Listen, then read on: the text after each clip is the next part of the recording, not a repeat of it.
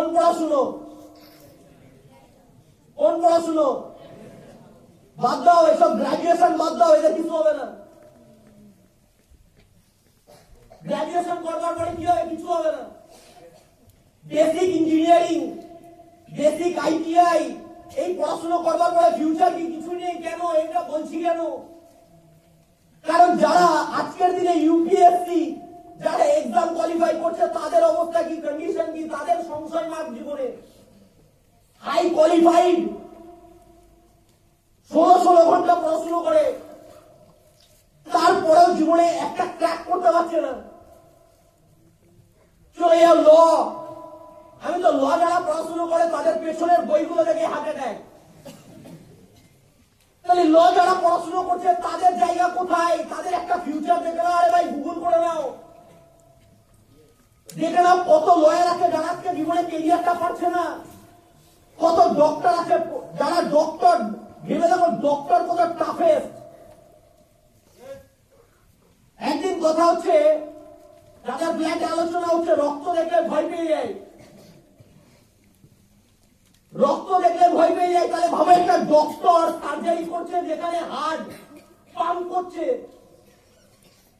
ভয়ঙ্কর ব্যাপার। শরীরের দেখতে উপর থেকে দেখতে তো চামড়া দিয়ে ঢাকা, ভেতরে দেখবে ভয়ঙ্কর ভয়ঙ্কর জিনিস। তোমার আর আমার হাত, বাপরে বাপ, হাত হাত তো যাবেই না। নিজের হাত কেটে গেলে বা অজ্ঞান হয়ে যায়, অন্য সার্জারি মুশকিল। তাহলে এরকম টাফেস্ট ডক্টরি লেভেলের পড়াশোনা, টাফেস্ট পড়াশুনো, এক একটা অর্গানের প্রতি ভালো করে জানকারি নলেজ নেওয়ার পরে তারপরে টাকা, গাদা গাদা টাকা খরচা করবার পরে গ্রাজুয়েশন যারা পড়াশোনা করে এদের কত টাকা খরচা হয় জীবনে? কিছুই হয় না। ইউপিএসসি এক একটা এক্সামে 3 লাখ টাকা খরচা হয়। 3 লাখ। 3টে এক্সাম দিতে গেলে মিনিমাম 9 লাখ 10 লাখ বেরিয়ে যায়। থাকা খাওয়া তো আলাদা এক্সট্রা খরচা। যদি আজকে ল পড়াশোনা করি তাহলে লয়ার, একটা লয়ারের পড়াশোনা করতে কত টাকা লাগে? বিদেশ গিয়ে লয়ার পড়ে, এখানকার লয়ারের বিশাল ভ্যালু দেবে না। যদি তোমার কাছে বড় বড় ইউনিভার্সিটির বড় বড় থাপ্পা লাগে আর তাতে যদি কোটি কোটি টাকা, লাখ লাখ টাকা খরচা করো, তাহলে তোমার ভ্যালুয়েশন বাড়ে। হ্যাঁ মানা? যদি আজকে ডক্টরি ডিগ্রি বাইরে থেকে, ফরেন থেকে ডক্টরি করে আসো, তার একটা মর্যাদা আলাদা। ওই বাইরে থেকে ডক্টরি পড়াশোনা করতে গেলে কোটি টাকার উপরে খরচা আছে, তাদের ফিউচার সংশয়, কোশ্চেন মার্ক। লোকে সফটওয়্যার ইঞ্জিনিয়ারিং করে আসছে, সফটওয়্যার ইঞ্জিনিয়ারিং, তারপরে মার্কেটে এসে জায়গা পাচ্ছে না। বুঝতে পারছি কথাগুলো কি বললাম? তাহলে এই পড়াশোনা যেগুলো হায়ার স্টাডি, যেখানে এই পড়াশোনাটা করবার জন্য মানুষের কি লাগবে? ট্যালেন্ট। এই পড়াশোনাটা করতে লাগবে কি? মানি, টাকা লাগবে। কারণ উইদাউট মানি তুমি এই ধরনের পড়াশোনা করতেই পারবে না। টাকা থাকলে হবে না, নলেজ লাগবে, নলেজ এন্ড সোর্স। এই সবকিছু থাকবার পরে এই লেভেলের, এক্সট্রিম লেভেলে পড়াশোনা করবে, তারপরে গিয়ে তোমার বেসিক জীবনটা চলতে পারে, নট এনজয়মেন্ট। তোমার কি মনে হয় একটা লয়ার এনজয় করতে পারে জীবনে?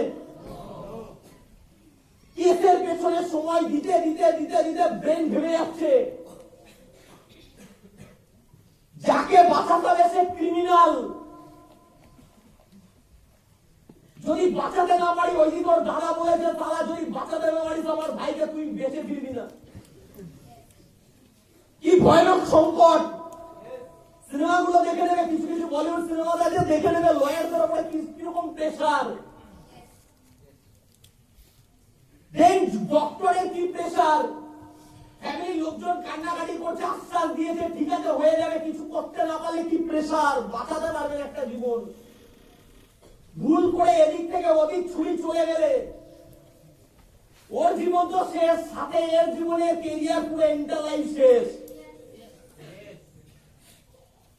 সেম একটা মানুষ জীবনের কত বছর দিয়ে দিচ্ছে পড়াশোনার লেভেল নিয়ে, তারপরে জীবনটা 30 বছর এখানে দেওয়ার পরে জীবনটা সংশয় কোশ্চেন মার্ক, বাকি জীবন চলবে কিভাবে? তার মানে আমরা জীবনে এই লাইফটা চাইছি, কিন্তু এই লাইফটা পাওয়ার জন্য যে জায়গাগুলো তো এই বিএ বিএসসি বিকমে রেখেছি কি? বিয়ে পড়ে মানুষ বিয়ে করে নেয়। না কি আছে এদের লাইফে? এই যারা গ্রাজুয়েশন করছে এরা কোথায় কাজ করে? গ্রাজুয়েশন পাস করলে গুগল ডাকে? আচ্ছা গুগল ফোন করেছে গুগল থেকে যে চলো তোমার চাকরি কনফার্ম। গ্রাজুয়েশন পড়াশোনা করলে গুগলে চাকরি হয়? আচ্ছা বললাম না। তাহলে কোথায়? মাইক্রোসফট? তাহলে ফেসবুকে মার্ক জুকারবার্গ ডেকে নেয়? তাহলে কারা কারা ডাকে? কি পাওয়া যায় এদের? আমরা কি পড়াশোনা করেছি? আমাদের কোয়ালিফিকেশন লেভেল কি? আমাদের কোয়ালিটি লেভেল কি?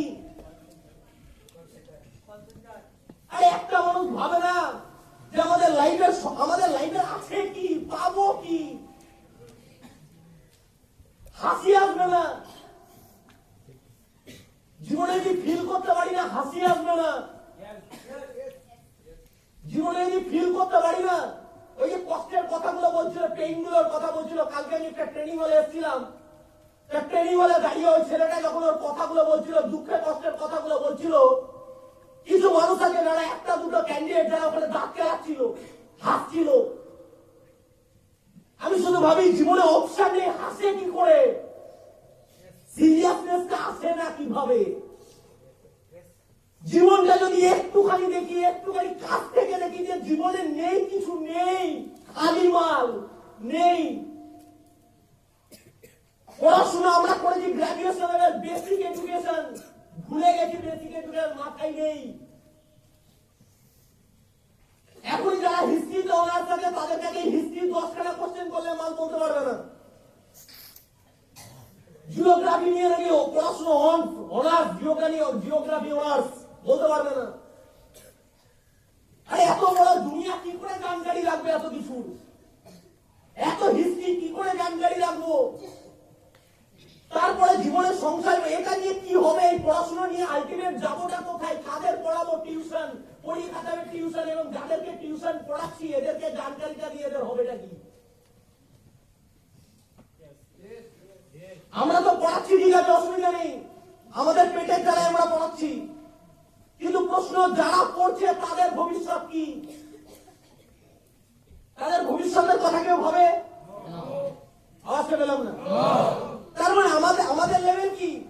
আমাদের এডুকেশন লেভেল কি?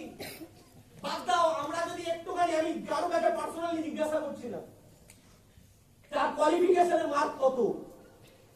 আমরা সবাই জানি আমাদের মার্কস কত। মার্কস রাত রাত জেগে মাল হাত মেরে মেরে কত আমাদের কোয়ালিফিকেশনের মার্কস বানিয়ে দিয়েছে। টিচার আমাদেরকে মেরে পিটিয়ে কত মার্কস তৈরি করেছে আমরা ভালো মতো জানি। ম্যাক্সিমাম মানুষের মার্কস, এই যারা হাসে, আড্ডা মারে, গল্প করে, ইয়ার্কি মারে, এগুলো কারা? আমি দেখেছি স্কুল লেভেলে লাস্ট বেঞ্চার টিচার এখানে সিরিয়াসলি পড়াচ্ছে, কোনো ম্যাথমেটিক্স এর অঙ্ক করাচ্ছে, পেছনে দাঁড়িয়ে দাঁড়িয়ে চিমটি কাটছে, গল্প করছে। কারা? যাদের লাইফের কোনো টেনশনই নেই। ওই জানে সব পড়াশুনো মাথায় ঢুকে না, সব পড়াশুনো করে কিলাম, কি হবে আমি সব পড়াশুনো করে? এরা রকম হাসাহাসি করে, হাসাহাসি,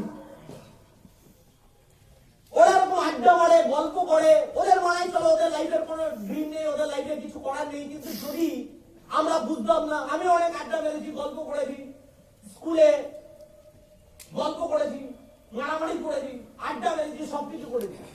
কেন? কারণ সেই টাইমে দাঁড়িয়ে জীবনটা দেখানোর মতো কেউ ছিল না। যে ভাই আজকে যদি তুই 10 বছর এইভাবে পড়াশোনা করিস, আগামী দিনে তোর জীবন কেমন হবে এটা দেখানোর মতো কেউ ছিল না। জীবনে ভেবেছিলাম চলো নর্মালি পড়াশোনা করবো, জীবনে একটা চাকরি বাকরি তো হয়ে যাবে, কারণ সবাই বলেছে চাকরিটা সহজ জিনিস।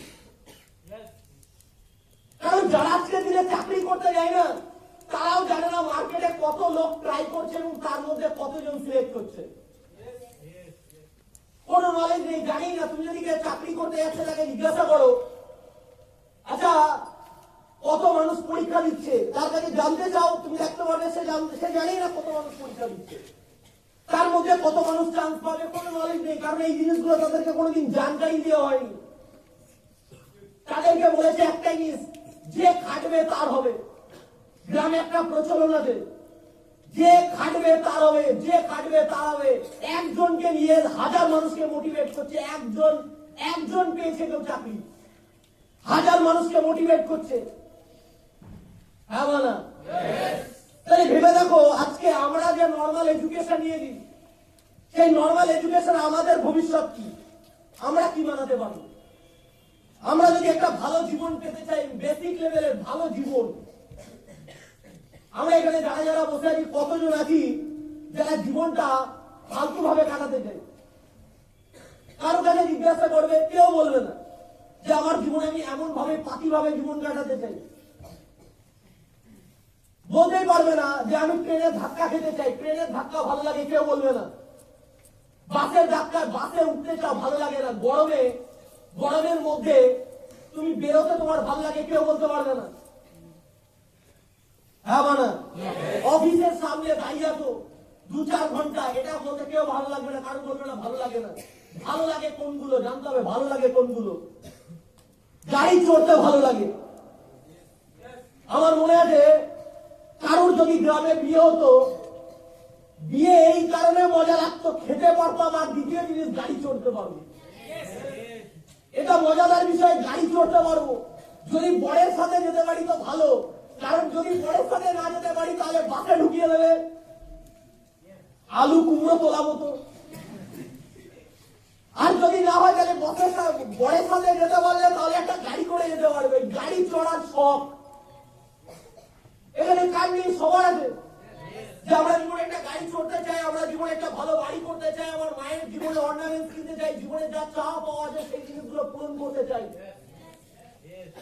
তাহলে যদি একটা মানুষের ড্রিম এত কিছু হয়, যদি মানুষের স্বপ্ন এত কিছু হয়, তাহলে বাইরের মার্কেটে যদি আমি না পাই, আমাদের মতো ছেলে মেয়েদের যদি জায়গা না থাকে, তাহলে এই জায়গা যদি স্মার্ট ভ্যালু দেয়, সাধারণ গ্রাজুয়েশন পাস করা নর্মাল ডিগ্রি পাওয়া ছেলে মেয়ে, তারা যদি এখানে একটা ভালো জীবন তৈরি করতে পারে, তাহলে এর থেকে বেটার প্ল্যাটফর্ম, বেস্ট প্ল্যাটফর্ম পাওয়ার পরেও মানুষ কি করে এই প্ল্যাটফর্মটাকে ইগনোর করে বেরিয়ে চলে? কি করে?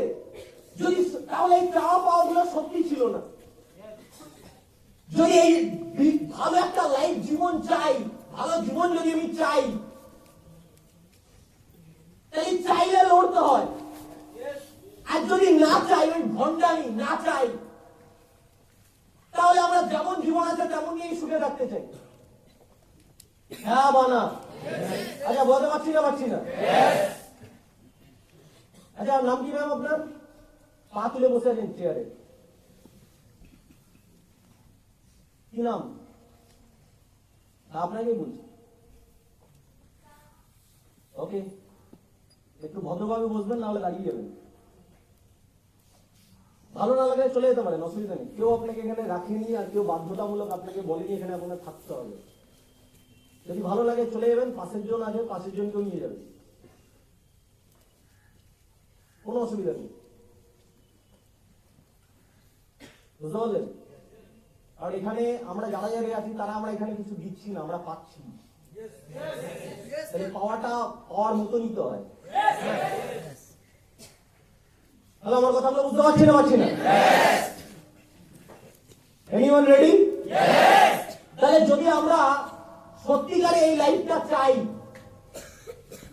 জীবনে এই জিনিসগুলো সত্যি আমার যদি দরকার থাকে, তাহলে আমি তো এটা খোঁজার চেষ্টা করবো নাকি? আচ্ছা এখানে যদি আমি জিজ্ঞাসা করি জীবনে বেটার লাইফে একটা মিনিমাম, আমি বলবো না যে বিশাল অসাধারণ তোমাকে আজকে মার্সিডিজই কিনতে হবে, দরকার নেই মার্সিডিজের তোমার। আর দেখা গেল অনেকের মানুষের মধ্যে ক্ষমতা হয়ে ওঠে না জীবনে, এই ধরনের কনফিডেন্স তৈরি হয়ে যায় যে আমি মার্সিডিজই কিনবো। বাদ দাও, এই মার্সিডিজ ধরো আমি কিনলাম না, কিন্তু জীবনে যদি কখনো ফ্যামিলির পরিস্থিতি খারাপ হয়, যখন অ্যাম্বুলেন্স ডাকতে হয়, কিন্তু অ্যাটলিস্ট আমার ফ্যামিলি জীবনে কোনোদিন ট্রেনে বাসের ধাক্কা খাবে না, তাকে এরকম অসহায় জীবন কাটাতে হবে না। যদি এরকম লাইফ না চাই, তাহলে জীবনে তো একটা মিনিমাম 7 থেকে 10 লাখ টাকার গাড়ি চাই কি চাই? এটা কি নিডস, নট ড্রিম। এগুলো ড্রিম না। মার্সিডিজ ড্রিম হতে পারে, BMW ড্রিম হতে পারে, রোলস রয়েস ড্রিম হতে পারে, ল্যাম্বরগিনি ড্রিম হতে পারে, বা আজকের দিনে বাজবা বাঁচবার জন্য, ওটা ড্রিম না, বাঁচবার জন্য যেটা দরকার পড়ে সেটা বলে নিডস, দরকার। হ্যাঁ বলা, আমি জীবনে প্রেম করছি আজকে মস্তিতে, গার্লফ্রেন্ডের দিকে কেউ তাকালে তারা চোখই তুলে নেবো, কিন্তু পরবর্তীকালে যখন ওয়াইফ হয়ে যাচ্ছে, ওই প্রেগনেন্ট ওয়াইফকে নিয়ে যখন মানুষ ট্রেনে চড়ছে, তার গায়ে কোথায় হাত করছে, কে দিচ্ছে, সেই হুঁশ আর মানুষের নেই। তাই যাকে বলেছিলে রানী করে রাখবে, তাকে আজকে নখ রানী করে রেখেছো। তাই ভালো করে বুঝলে নিডস, এটা দরকার। এটা কি? এটা দরকার। একটা মিনিমাম 5 লাখ 7 লাখ 5 লাখ হবে না, অ্যাটলিস্ট 7 থেকে 10 লাখের মধ্যে একটা দরকার মিনিমাম, যাতে আমার ফ্যামিলিকে রাস্তাঘাটে বেরোতে গেলে ধাক্কা না খেতে হয় লোকের। এটা আমার রেসপন্সিবিলিটি, আমার ফ্যামিলিকে প্রোটেক্ট করার রেসপন্সিবিলিটি। হ্যাঁ না? মশার কামড় থেকে বাঁচবার জন্য 1000টা মশাকে মারতে পারবো না আমি, কিন্তু যদি মশার থেকে বাঁচতে হয় তাহলে আমি যেটা করতে পারবো, একটা মশারি টানিয়ে নিতে পারবো। তেমনি রাস্তায় ফ্যাল করে লোককে দেখো, মানুষগুলোকে আমি ঠিক করতে পারবো না, কিন্তু চাইলে আমি আমার ফ্যামিলিটাকে প্রোটেক্ট করতে পারি 7 থেকে 10 লাখ টাকার মধ্যে একটা গাড়ি গিফট করে। এটা কি দরকার নেই? দরকার নেই ভালো বাড়ির, দরকার নেই ভালো প্যালেস, আমি বললাম দরকার নেই, এগুলো ড্রিম। হ্যাঁ না? কিন্তু মিনিমাম একটা ঘর বানাতে 10 থেকে 12 লাখ 15 লাখ লাগবে, এটা হতেই পারে না। আমার মা সারা জীবনে একটা জিনিস দেখেছে, জীবনে ছোটবেলা থেকে দেখে আসছে ঘরের কষ্ট। কখন এর বাড়ি ওর বাড়ি, ছোটখাটো বাড়ি, অন্যের বাড়ি দেখেছে, কিন্তু নিজের বাড়ি কোনোদিন বানাতে পারিনি। জীবনে ছাদাওয়ালা ঘর হবে এটা ভাবতে পারিনি আমাদের ইনকামে। সেই জায়গায় দাঁড়িয়ে প্রত্যেকটা মানুষের স্বপ্ন থাকে জীবনে আমার লাইফে একটা বাড়ি হবে। এটা ড্রিম না। ড্রিম হাউস আলাদা হয়, বাংলো আলাদা হয়, ফার্ম হাউস আলাদা হয়, প্যালেস আলাদা হয়, রিসর্ট আলাদা হয়, এগুলো আলাদা। বাড়িতে একটা মানুষের ড্রিম হয়, ড্রিম না সরি নিড, দরকার হয়। একটা বাড়ি দিতে গেলেও মানুষের 15 লাখ টাকা খরচ হয়। তাই এটা ফ্যামিলিকে দিতে গেলে আমার এত টাকা লাগবে, এটা আমার রেসপন্সিবিলিটি। আমি আমার ফ্যামিলিকে রাস্তায় রাখতে পারবো না, আমি আমার ফ্যামিলিকে টিনের ঘরে রাখতে পারবো না, আমি আমার ফ্যামিলিকে দরমার বেড়ার ঘরে রাখতে পারবো না। তাহলে আমার ফ্যামিলিতে যদি ছাদওয়ালা বাড়িতে রাখতে হয়, তার পেছনে 15 লাখ টাকা খরচা আছে। জীবনে মা বাবা সারা জীবন কোনোদিন বাইরেই দেখতে পারলো না, বাইরের জগৎটা কেমন দেখতেই পারলো না, এয়ারপোর্টটা কেমন হয় দেখতেই পারলো না, টিভিতে দেখে গেছে সারা জীবন, প্লেনটা কেমন জীবনে চড়তেই পারলো না। জীবনে বিয়েতে ওই গাড়ি, কয়েকটা গাড়ি হয়তো চড়তে পেরেছে, তাও গ্রামের দিকে যে গাড়ি হয় মারুতি ওমিনি, আর না হলে কোনো ভ্যান। আর জীবনে ভালো কোনো গাড়িতেই চড়াতে পারলাম না লাইফে তাদেরকে। একদিন এয়ারপোর্টে এনে দেখাতেই পারলাম না, দেখো তুমি যেগুলো টিভিতে দেখো এটা সেই। আমার মনে আছে জীবনে ফার্স্ট টাইম এসে যখন আমি মেট্রো চড়েছিলাম ট্রেনিং এ, ভারত সভাতে যেদিন গেছিলাম, আমি আমার মাকে বলেছিলাম, মা আমি না মেট্রোতে গেছিলাম, আজকে না মেট্রো দেখলাম। কাছ থেকে আমার মা কত খুশি হয়েছিল, কারণ আমার মা জীবনে মেট্রো চড়েনি। তাহলে আমি তাদেরকে জীবনে ঘোরাতে পারলাম না, জীবনে কলকাতা দেখাতে পারিনি, কলকাতা ইকো পার্ক দেখাতে পারিনি, কলকাতার ভিক্টোরিয়া দেখাতে পারিনি, বাইরের কথা বাদ দাও, জীবনে কোনদিন কলকাতাটাই দেখাতে পারলাম না যে তুমি যেখানে আছো সেই জায়গাটা কেমন। হ্যাঁ বানা, এটা কি রেসপন্সিবিলিটি, এটা নিড, এটা দরকার। একটা মানুষ দরকার জিনিস পুরো করতে করতে জীবনটা পুরো হেল হয়ে যাচ্ছে, শেষ করে দিচ্ছে। জীবনে মানুষ এনজয় করছে কত, এত কষ্টের পরে একটা মানুষ লাইফ পাওয়ার পরে তার জীবনটাকে সে কিভাবে কাটাচ্ছে। আমাদের কাছে এখন অপশন আছে, আমরা একটা জায়গা পেয়েছি, বাদ দাও যদি যারা না পেয়েছে বাইরের মার্কেটের মানুষের কথা ভাবো, তাদের জীবন কেমন ভাবে চলবে, তারা কিভাবে কাটাবে। কটা মানুষের ক্যারিয়ার তৈরি হবে, কটা মানুষের জীবন তৈরি হবে, কটা মানুষ জীবনে সুখী থাকতে পারবে। স্মার্ট ভ্যালু দৌলতে আমরা পেয়েছি, চলো আমরা বানিয়ে নিতে পারবো, রাস্তা আছে। বাইরের মার্কেটে যদি পড়ে থাকতাম এই রাস্তাটুকু পর্যন্ত ছিল না।